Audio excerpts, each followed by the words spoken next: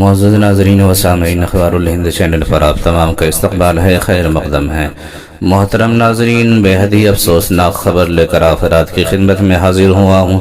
خبر ایسی ہے کہ دلوں کو افسردہ کرنے والی ہے۔ کیا کہوں، کچھ کہا نہیں جاتا، کہے بن رہا نہیں جاتا۔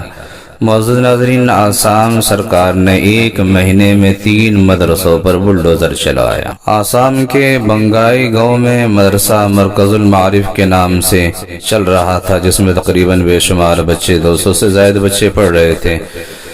آسام سرکار نے بنا نوٹس کے اس مدرسے پر بلڈوزر چلا کر مدرسے کو نیست و نابود کر دیا، زمین دوز کر دیا گیا، اور اس طرح سے وہاں پر رہنے والے اساتذہ کرام کو، اسٹاف کو دہشت گردی کے شک میں گرفتار بھی کر لیا گیا ہے۔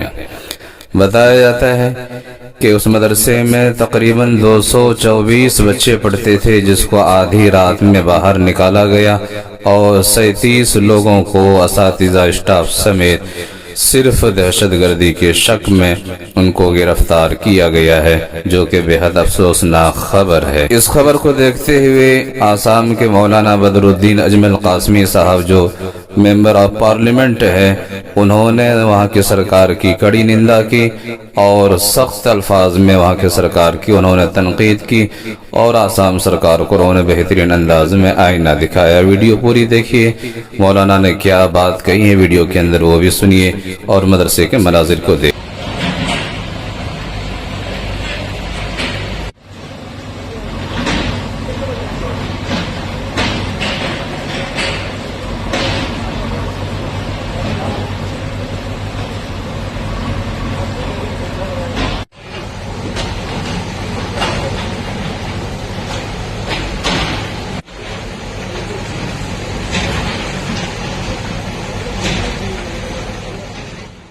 قانون یہی ہے کہ بلڈوزر لگا کے توڑ دو۔